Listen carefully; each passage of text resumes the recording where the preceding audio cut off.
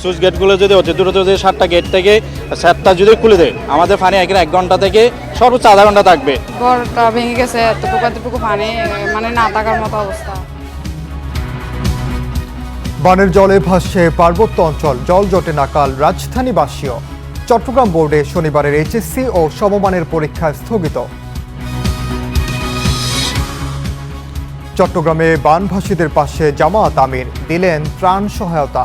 বন্যায় ক্ষতিগ্রস্তদের পাশে থাকতে প্রধানমন্ত্রীর নির্দেশ। বিশ্বকাপ উন্মাদনায় দেশ জুড়ে হানাহানি ঝরল 11 প্রাণ। খেলার আবেগ সীমা ছাড়িয়ে রূপ নিচ্ছে সংঘর্ষে, বলছেন বিশেষজ্ঞ।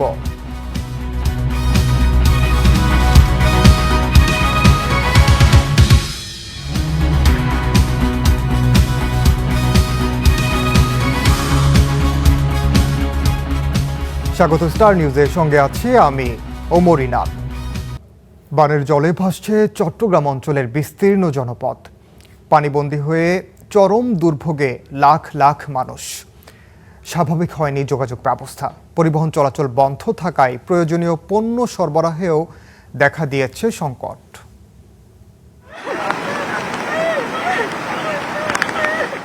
উঠান নেই চেনা পথ। পানির নিচে তলিয়ে গেছে ঘর। যে সড়ক দিয়ে প্রতিদিন চলাচল করতেন মানুষ, সেখানে এখন শুধু পানি আর পানি। কোথাও বন্ধ হয়ে গেছে যান চলাচল, কোথাও আবার সিএনজি অটোরিকশা টেনে নিতে হচ্ছে নিরাপদ স্থানে। কয়েকদিনের টানা বর্ষণ আর পাহাড়ি ঢলে এমনই দুর্বিষহ পরিস্থিতি চট্টগ্রাম অঞ্চলের বিস্তীর্ণ এলাকায়। চট্টগ্রামের বাঁশখালী, সাতকানিয়া, লোহাগাড়া থেকে শুরু করে কক্সবাজারের চকরিয়া পর্যন্ত অনেক এলাকা ডুবে আছে এখনো। বসত বাড়িতে ঢুকে পড়েছে পানি। শুধু ভোগান্তি না, এরকম বৃষ্টি যদি আরো 2-1 দিন হয় তাহলে এখানে অবস্থা আরো বেশি খারাপ হয়ে যাবে। পাহাড়ি অঞ্চলে তো খুব ভারী বর্ষণ হচ্ছে, এর কারণে আমাদের গাড়ির চলাচল বন্ধ।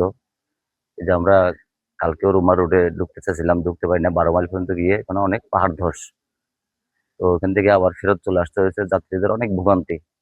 শুধু জলাবদ্ধতাই নয়, বিভিন্ন স্থানে পাহাড় ধস এবং সড়ক তলিয়ে যাওয়ায় রাঙ্গামাটি ও বান্দরবানের সঙ্গে চট্টগ্রামের সড়ক যোগাযোগও ব্যাহত। এতে বিচ্ছিন্ন হয়ে পড়েছে কয়েকটি উপজেলা। পরিবহন চলাচল বন্ধ থাকায় প্রয়োজনীয় পণ্য সরবরাহেও দেখা দিয়েছে সংকট। গাড়ি ঘোড়া চলতে পারে, পানি উঠতে দিন নৌকালে ভাড়া করে অবস্থার মাঝে কষ্ট আছে। পানির কারণে হচ্ছে যে আমরা বাইরের থেকে মাছ সংগ্রহ করতে পারছি না, সেই কারণে আজকে গতকালকেও আজকে 2 দিন ধরে বাজারে মাছ খুবই সংকট। ক্রেতারও তেমন বড় আসছে না, বৃষ্টি বাদলে, ঝড় বাদলে বৃষ্টির কারণে। খাগড়াছড়িতেও পরিস্থিতি উদ্বেগজনক। পানিবন্দী হয়ে পড়েছে কয়েক হাজার পরিবার। ডুবে গেছে ঘরবাড়ি, আবাদি জমি ও গ্রামীণ সড়ক। টানা বৃষ্টিতে সাজেকে আটকে পড়া আরও 383 পর্যটককে নিরাপদে ফিরিয়ে এনেছে সেনাবাহিনী। Hasibur Rahman, star news. বন্যা পরিস্থিতির আরো খবর জানাতে এই মুহূর্তে কক্সবাজারে আছেন সহকর্মী মুহিবুল্লাহ মুহিব এবং বান্দরবানে আছেন সহকর্মী নিবিড় সাহা। শুরুতেই যাব মুহিবুল্লাহ মুহিবের কাছে। মুহিব, জানাবেন কক্সবাজারের সবশেষ কি অবস্থা? আমরা দেখেছি যে এই পর্যন্ত কয়েকজনের মৃত্যু হয়েছে, বিশেষ করে গতকাল পর্যন্ত 21 জনের মৃত্যুর খবর জেনেছি। এখন সবশেষ কি অবস্থা এবং যারা দুর্গত আছেন তাদের উদ্ধারে প্রশাসন কি ধরনের তৎপরতা নিয়েছে?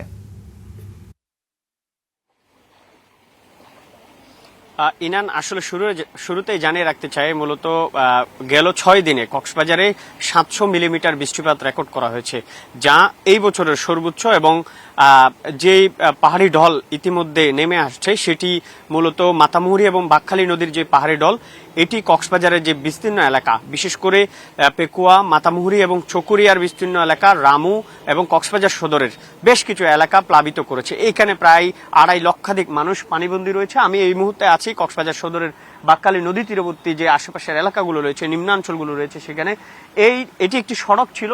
এই সড়কটি মূলত এই বানের পানিতে তলিয়ে যাওয়ায় মানুষের বাসা বাড়িতে পানি ঢুকে পড়েছে এবং এখান থেকে মানুষ ভেলাই করে, নৌকায় করে, আমরা এর আগের সংবাদে দেখাচ্ছিলাম যে নৌকায় করে মানুষের পারাপার করতে হচ্ছে এবং তীরবর্তী স্থানে এসে অনেকে নিজেদের খাবার দাবারের জোগাড়ের চেষ্টা করছেন। ইনান, আপনি বলছিলেন যে গেল 4 দিনে 21 জন নয়, আজকে পর্যন্ত গেল 4 দিনে 25 জনের মৃত্যু হয়েছে।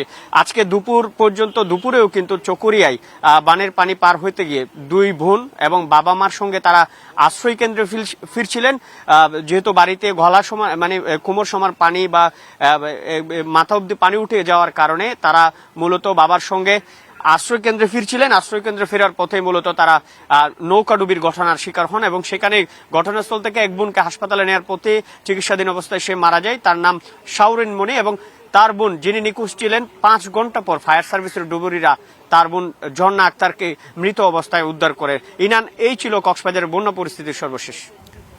মহিব, আপনাকে ধন্যবাদ। আমরা একটু নিবিড় শাহর কাছেও যেতে চাই। নিবিড়, জানাবেন যে এখন পর্যন্ত বান্দরবানের যে অবস্থা, আসলে নদীর পানি আমরা জানতে পেরেছি বিপদসীমার উপর দিয়ে বইছে। এখন পর্যন্ত পর্যটকও আসলে অনেকে আটকা পড়েছেন। সামগ্রিকভাবে স্থানীয়দেরও আসলে কি অবস্থা আমরা জানতে চাই।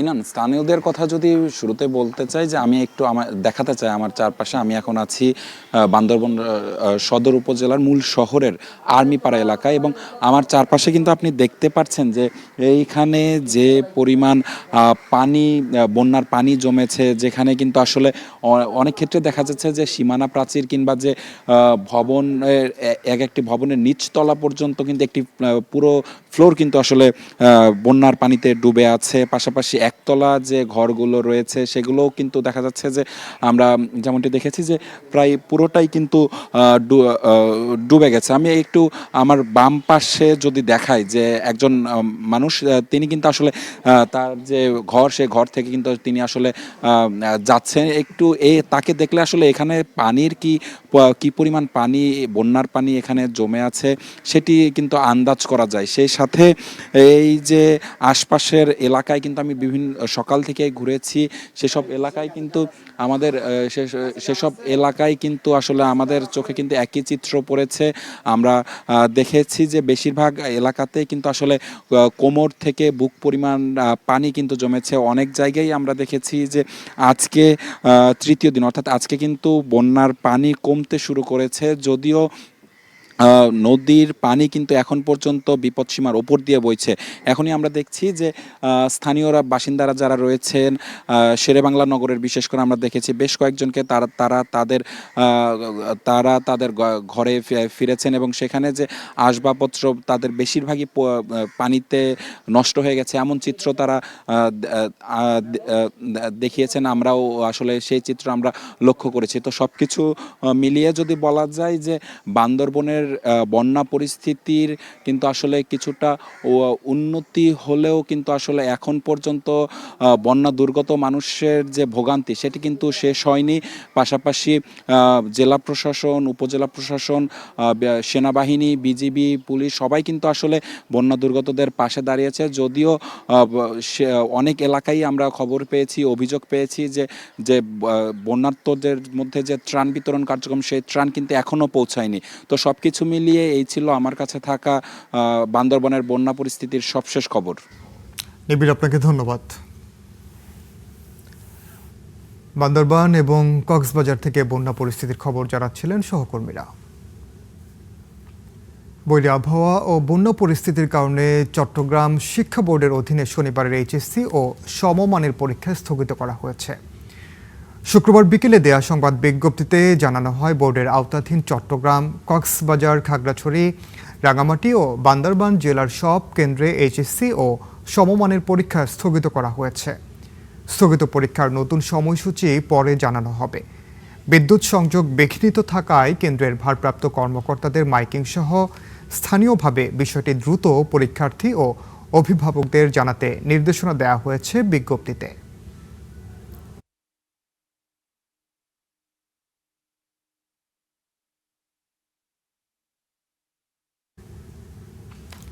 এজন্য বৃষ্টির পানি নয়, নগরবাসীর দীর্ঘদিনের জমে থাকা দুর্ভোগের প্রতিচ্ছবি। অবিরাম বর্ষণে আবারও স্থবির রাজধানী। যে সড়ক দিয়ে ছুটে চলার কথা ছিল জীবন, সেখানে এখন থই থই পানি। যানবাহনও আটকে আছে জলচটে।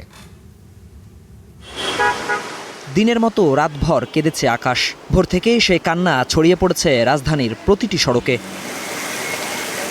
যে শহর স্বপ্ন নিয়ে ঘুম ভাঙায়, সে নিজেই আজ পানিবন্দী। রাস্তায় নেই গতি, আছে শুধু পানি, যানজট আর মানুষের দীর্ঘশ্বাস। ঢাকা শহরের ডরমিটরি মসজিদে নামাজ পড়তে আসছি, গ্রিন রোডে একটা বঙ্গোপসাগরের মতো ঢেউ এসে আমার সব ভিজাই দিল। অবস্থা অনেক খারাপ হয়, এই যে অনেক খারাপ। আপনার সরজমিনে দেখতেছেন কি অবস্থা। প্রতি বর্ষায় একই দৃশ্য, কষ্ট আর একই প্রশ্ন, তবু যেন বদলায় না এমন জলাবদ্ধতা আর দুর্ভোগের বাস্তবতা। আমরা কাজে না আসতে পারলে তো হেরা কথা বলে, আমরা বৃষ্টি আসলে কিভাবে আসবো, পানি হয়ে যায় জায়গায়। আমি একটু অসুস্থ মানুষ, হার্টের রোগী, বহুত কষ্টে পার হইয়াছি। কোথাও হাঁটু, কোথাও কোমর সমান পানি। সেই পানি ভেঙে জরুরি গন্তব্যের পথে মানুষ, কেউ জুতো হাতে, কেউ বা সন্তান কাঁধে। প্রতিটি পদক্ষেপই যেন এক একটি সংগ্রাম। অল্প বৃষ্টি পড়লে মনে করেন এই যে অবস্থায় যে ড্রেন খোলা রাখলে মনে করেন এগুলো কোনো কাজ হয় না, আর এখানে দেখার মতন এগুলো কেউ নাই। এই অবস্থাতে পরিত্রাণের জন্য অবশ্যই সরকারের এই ব্যাপারে দৃষ্টি আকর্ষণ করা দরকার। কাজীপাড়া রোডেও একই অবস্থা, কাজীপাড়া রোডে আরো ভয়াবহ অবস্থা। শুধু সড়ক নয়, অনেক এলাকায় বাসাবাড়ি ও দোকানেও ঢুকে পড়েছে পানি। যে ব্যবসা তো আমাদের জন্য অনেক ক্ষতি হচ্ছে না এই বছর। 1 ঘন্টা বৃষ্টি আর আধা ঘন্টা বৃষ্টি ভরে যায়। বংশের ব্যবসায়ী এত ক্ষতি হইতেছে বলার কিছু নাই। এই অঝোর ধারা একসময় থামবে, জমে থাকা পানিও হয়তো নেমে যাবে, কিন্তু মানুষের বুকের ভেতর জমে থাকা প্রশ্নটি থেকে যাবে। আর কত বর্ষা এভাবে পানিতে ডুবে কাটাতে হবে রাজধানীকে? দেখে মনে হতে পারে নদী দিয়ে চলছে গাড়ি, কিন্তু এটি কোনো নদী নয়, রাজধানী ঢাকার একটি গুরুত্বপূর্ণ রাস্তা। মাত্র 28 মিলিমিটার পানিতেই তলিয়ে গেছে রাজধানীর অনেক রাস্তা। স্থানীয়রা বলছেন এই সংকট দ্রুত সমাধান না করলে সামনে ভোগান্তি আরও বাড়বে। শাহানুর ইসলাম, স্টার নিউজ, ঢাকা। বানভাসীদের পাশে দাঁড়াতে সবার প্রতি আহ্বান জানিয়েছেন বিরোধী দলীয় নেতা শফিকুর রহমান। সকালে চট্টগ্রামে দুর্গত এলাকা পরিদর্শনে যান তিনি, দেন ত্রাণ সহায়তা। অথই জলে ডুবে আছে বসতঘর স্থাপনা। এই চিত্র চট্টগ্রামের বাঁশখালীর পশ্চিম গুনাগুড়ি এলাকার। টানা বর্ষণ আর জোয়ারের পানিতে গত 3 দিন ধরেই এভাবে জলাবদ্ধ এই জনপদ সহ আশপাশের বিশাল এলাকা। বানভাসী ষাটোর্ধ ননিবালা, ঘরবাড়ি ডুবে এখন রাস্তায় যার আশ্রয়। দিনের মধ্যে অনেক কান্দি রোডত বই এখন আর হরে যে বাজে হুদাই করি গিয়ে বন্দাই করি গিয়ে না হার হইও। বাঁশখালী, সাতকানিয়া, লোহাগাড়া, চন্দনাইশের বিস্তীর্ণ এলাকায় গত কয়েকদিন ধরেই পানিবন্দী লাখ লাখ মানুষ। মুরগির খামার, মাছের ঘের, ব্যবসা প্রতিষ্ঠান ডুবে ক্ষয়ক্ষতি ছাড়িয়েছে শত কোটি টাকা। মুরগিগুলো যেগুলো মরে গেছে এগুলো তো নদীর মধ্যে বাসা দিয়েছি, বাকিটা অল্প কতটুকু যেগুলো আছে কাঁচার মধ্যে আছে। ব্যবসা বাণিজ্য করি না পারে, খানাফি না খাই না পারি, বার করে নিলি না পারি, আমার আর বেশি কষ্ট যাবে। স্লুইস গেটগুলো যদি অতি দ্রুত যদি 7টা গেট থেকে 7টা যদি খুলে দেয়, আমাদের পানি এখানে 1 ঘন্টা থেকে সর্বোচ্চ আধা ঘন্টা থাকবে। শুক্রবার বাঁশখালী ও সাতকানিয়ার বন্যা দুর্গত এলাকা পরিদর্শন করে ক্ষতিগ্রস্তদের মাঝে ত্রাণ বিতরণ করেন জামায়াত আমির ও বিরোধী দলীয় নেতা শফিকুর রহমান। বলেন, বন্যা দুর্গত মানুষের সীমাহীন কষ্ট ধারণার চেয়েও অনেক বেশি। আমাদের পক্ষ থেকে সাহায্য সহযোগিতা যা পারি তাও করব, এবং ফিরে গিয়ে আমরা সরকারকে এই ব্যাপারে অবহিত করে অবশ্যই আপনাদের হয়েই দাবি জানাবো। শুধু রিলিফ নয়, এই এলাকার বন্যার স্থায়ী সমাধান যাতে হয়, এই জন্য যা যা করার দরকার সব কথাই আমরা বলবো। এর আগে চট্টগ্রাম পৌঁছে জামায়াত আমির বলেন, রংপুর অঞ্চলের মানুষদের বাঁচাতে দ্রুত তিস্তা মহাপরিকল্পনা বাস্তবায়ন করা জরুরি। আপনারা জানেন যে ইতিমধ্যে তিস্তা মহাপরিকল্পনা বাস্তবায়নে আমাদের পক্ষ থেকে জোরালো দাবি উত্থাপন করা হয়েছে। বানভাসীদের পাশে দাঁড়াতে সবার প্রতি আহ্বান জানান বিরোধী দলীয় নেতা। ইমদাদুল হক, স্টার নিউজ, বাঁশখালী, চট্টগ্রাম।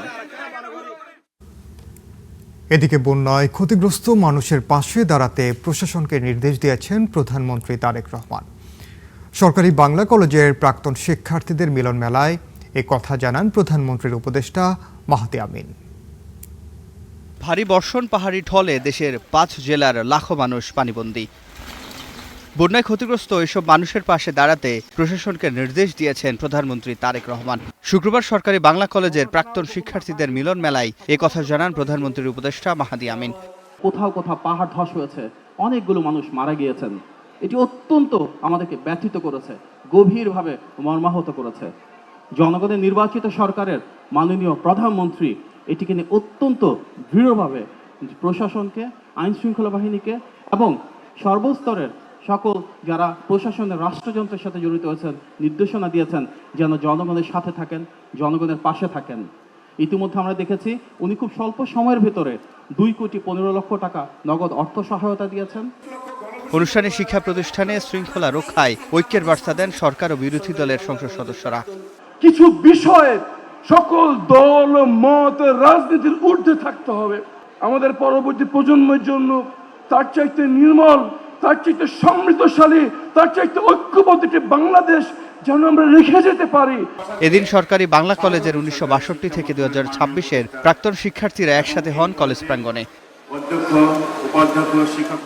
সিফাত শাহরিয়ার, স্টার নিউজ, ঢাকা।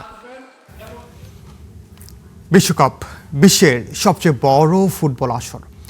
প্রতি 4 বছর পর পর এই উৎসবে মাতে কোটি কোটি মানুষ।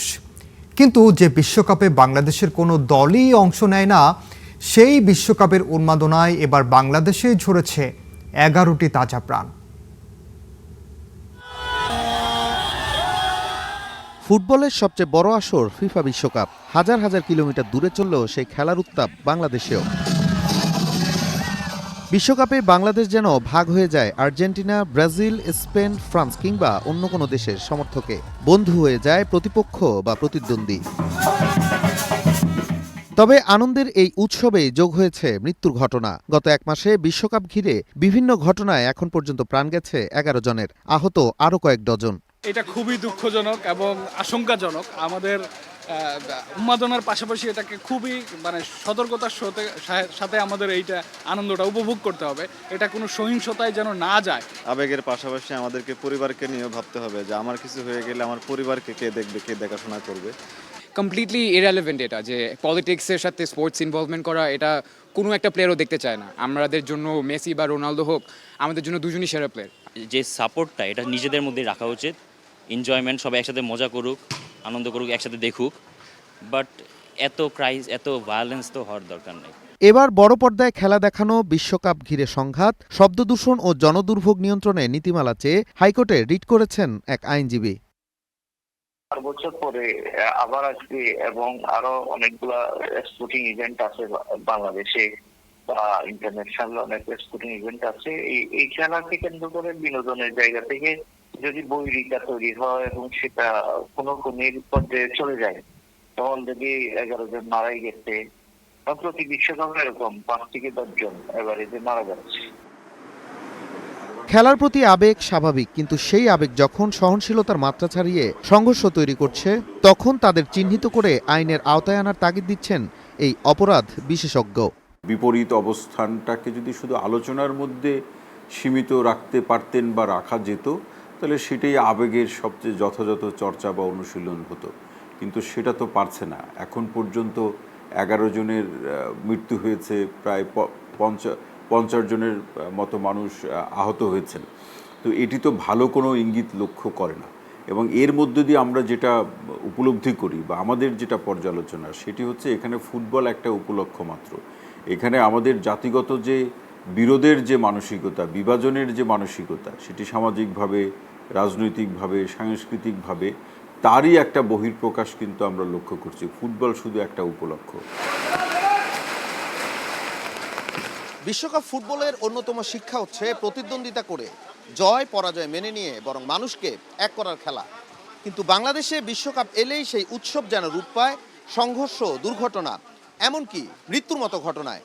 বিশেষজ্ঞরাও বলছেন উন্মাদনা থাকবে, কিন্তু সেই উন্মাদনা যেন কোনো পরিবারের শোকের কারণ না হয়ে ওঠে। Nazmul Hasan, star news, Dhaka. এই ছিল স্টার নিউজের সাথে থাকার জন্য ধন্যবাদ।